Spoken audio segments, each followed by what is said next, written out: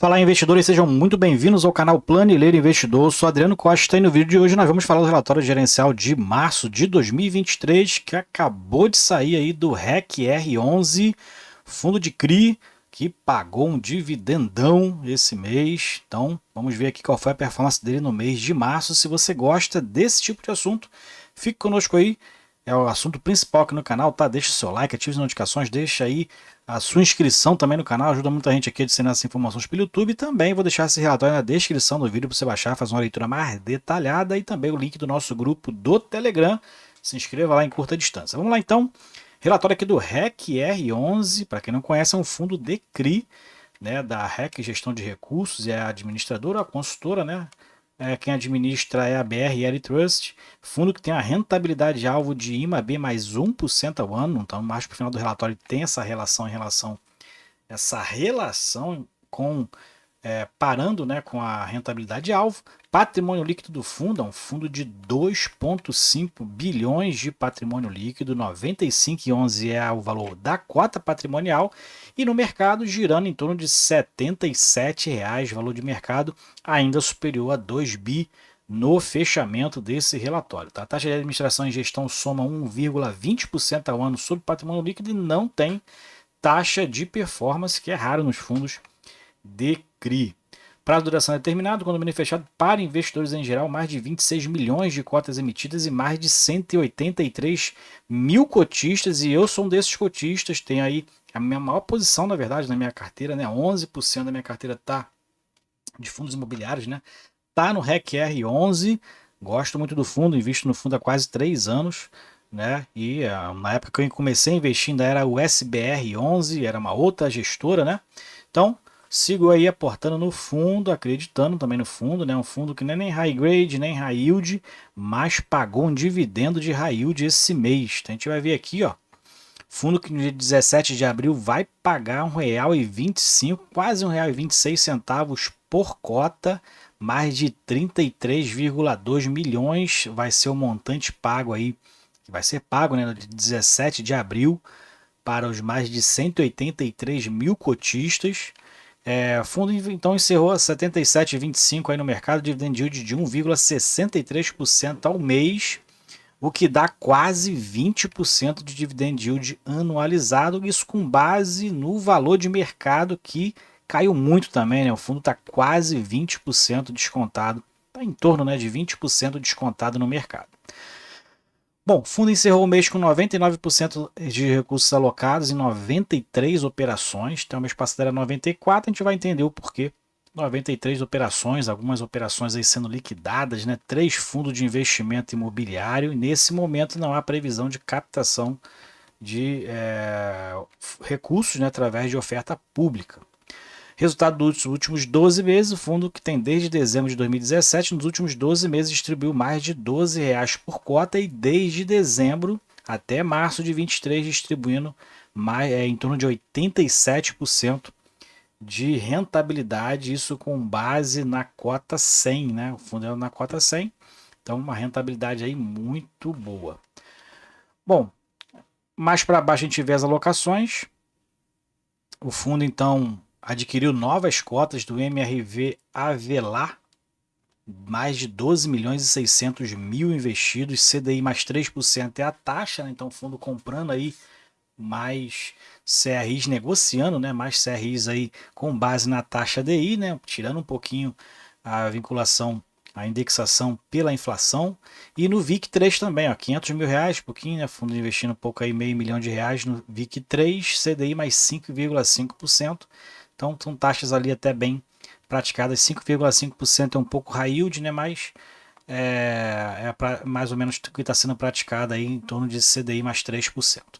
Liquidação, 15 de março, o fundo liquidou então CRI Matarazzo Switch, foi liquidado, liquidação correspondeu a um montante de R$ 825 mil ao fundo. Mais para baixo, a gente verifica aqui, ele fala sobre a marcação do mercado, então a partir de março vai ser com base no manual de marcação a mercado aí, disponibilizado no site do administrador, inclusive o link está aqui no relatório, baixa aí na descrição do vídeo.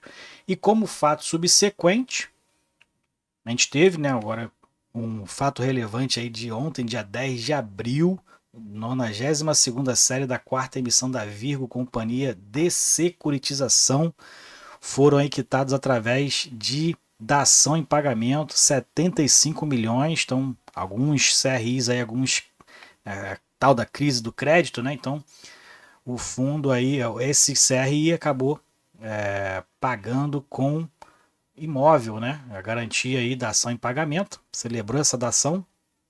Foram 7 lajes e 112 vagas de garagem no edifício Morumbi Plaza, lá na Chucre Zaidan. Não é o WT Morumbi do SAI 11, tá? É o Morumbi Plaza, é outro, é esse aqui, ó. Vou mostrar para vocês aqui no mapa. É esse edifício aqui na Chucre Zaidan, Dr. Chucre Zaidan lá em São Paulo, ó. É esse edifício aqui, tá? Edifício aí, até bem localizado aqui numa área comercial também. Bom, então teve aí essa dívida aí paga através de lajes, né? São 7 lajes de 112 e o fundo então está procurando aí a venda ou a locação desses imóveis aí, dessas matrículas que foram dadas em dação em pagamento, um edifício que tem mais de 20 anos, né? Idade de edifício aqui 20 anos, então lá na Vila Cordeiro, em São Paulo.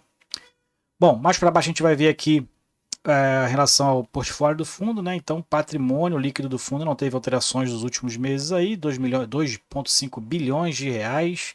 Fundos de crédito normalmente não tem ali passivos, né? Mas tem créditos que aí tem o risco exatamente nesses recebíveis. E a gente vê aí o fundo fazendo cumprir as regras dos CRIs, né? Então, um desses foi o que a gente acabou de ler agora em relação às garantias, né? Então, 94% do patrimônio do fundo está alocado em CRI, 4% em outros fundos e 1% em caixa. Fundo que tem mais de 107 milhões em FIIs, tá? Então, também é um fundo aí que tem outros FIIs, são apenas 3 FIIs na carteira, né? Mas tem FIIs na carteira também. São 93, então, CRI, isso aqui é o portfólio, ó. Então, vamos ver aqui como é que está a situação da adimplência. A princípio, aqui, ó, todo mundo adimplente aqui nessa página.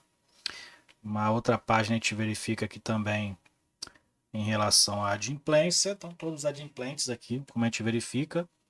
E tem um aqui com vencimento antecipado, que é exatamente esse que teve ali, né, a dação em pagamento, vencimento antecipado, Morumbi Plaza, da Virgo, né? Então, esse aqui é um fechamento de março, já foi em abril esse fato, né? Então, tá aqui ainda no portfólio.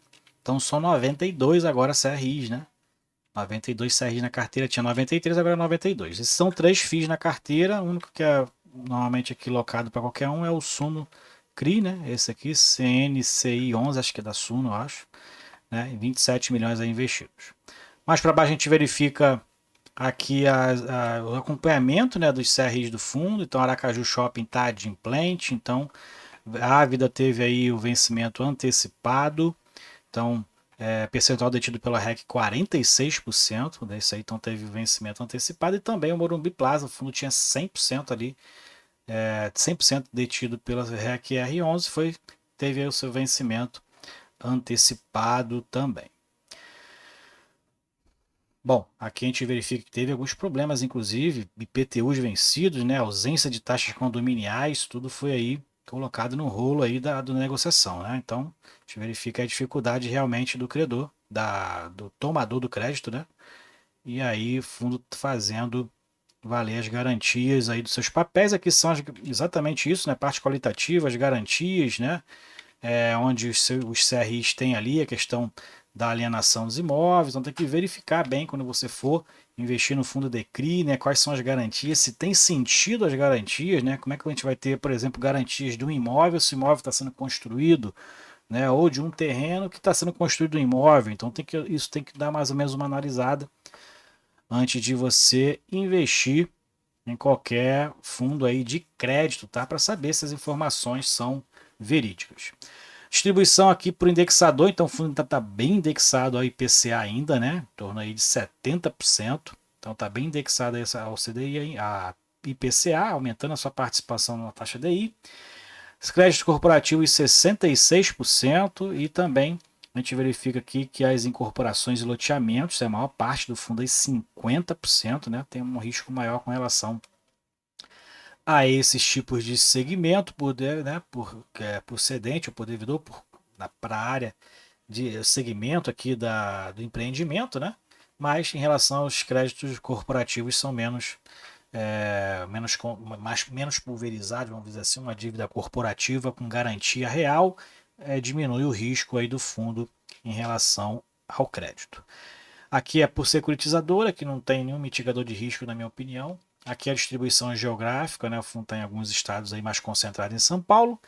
E aqui, DRE gerencial, a gente verifica aqui que em março o fundo 35 milhões e 400, né, de receitas com CRI, 25 milhões aqui foi em fevereiro, então teve um aumento bem relevante, teve aqui a marcação a mercado menor, né, então teve desvalorização em relação aos CRIs, né, então marcação a mercado aí 5,4 milhões de reais, receitas de outros ativos 239, que normalmente é o caixa aplicado, né, despesas operacionais do fundo 2,8 milhões de reais, lucro líquido no regime de competência 27,4 milhões e pelo regime de caixa 33 milhões de reais. É claro que a marcação mercado ele é considerada aqui pelo regime de competência, no meu entender, então não afeta o caixa, né? É só aqui a questão do valor patrimonial do papel. E aqui a gente verifica o valor distribuído 33,2 também, fundo praticamente distribuindo todo o resultado do mês de março, 33 milhões de reais.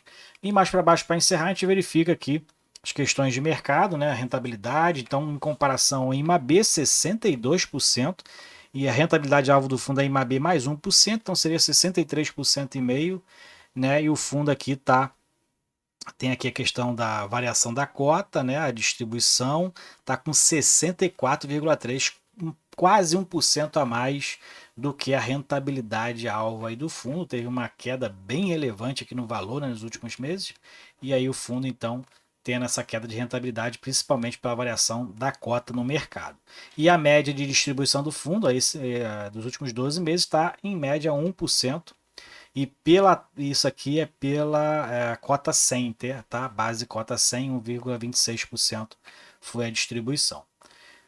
E vamos ver se tem mais alguma coisa para baixo. E aqui tem a questão da liquidez e da rentabilidade. Então, para encerrar, né? Volume negociado mais de 83 milhões e meio de reais, média diária de 3,6, uma das melhores liquidez também no mercado, né? O fundo também é muito grande. Teve uma variação bem volátil aqui nesse período, né? Foi bem volátil mesmo, variando em torno de R$ 10 e terminando aqui próximo ao mínimo, né? E hoje, na verdade, estava sendo negociado realmente nesse preço aí, em torno de R$ 76, tá? E aqui a gente verifica que mesmo com a boa liquidez no mercado, o fundo está com uma das menores liquidez, a menor, na verdade, dos últimos 12 meses, né? Então aí o fundo também reduzindo a liquidez, o fundo pessoal segurando, então a cota aí praticamente, né, negociando menos, e dentro daquela tabela de sensibilidade, para quem adquire a cota aí, ó, por exemplo, não tem aqui os 76 que estava hoje, né? Então 77 já tem uma rentabilidade aí de IPCA mais 11%, que dá uma bela rentabilidade aí para quem investe e está pegando a preço de mercado agora. É isso aí então. Relatório gerencial do REC R11, fundo DECRI, pagando um dividendaço, como eu falei no início, falei dividendão, mas é dividendaço, 1,60% com base no valor de mercado e pela cota 100, 1,25% praticamente aí de distribuição. A gente viu que o resultado foi muito bom aí no mês de março, né? Vamos ver se isso vai permanecer. É claro que tem um certo risco, né? Porque a questão de crédito aí, o Brasil passando por um momento difícil e a despesa financeira das empresas acabam sufocando elas, né? E acaba que a gente tem que acompanhar a questão da adimplência aqui nos fundos de CRI. E a gente viu que impactou, essa questão de inadimplência impactaram vários fundos aí nesses últimos meses, principalmente agora em 2023 a gente vê fundos aí despencando mais de 50% de valor de mercado e distribuindo dividendos muito pequenos, porque os papéis eram muito arriscados. Então fique de olho. É isso aí então, se você gostou do vídeo, deixe o like, se inscreva no canal, compartilhe com a gente se você é cotista do REC R11, qual o percentual da sua carteira hoje. Fiquem com Deus, até o próximo vídeo, tchau, tchau.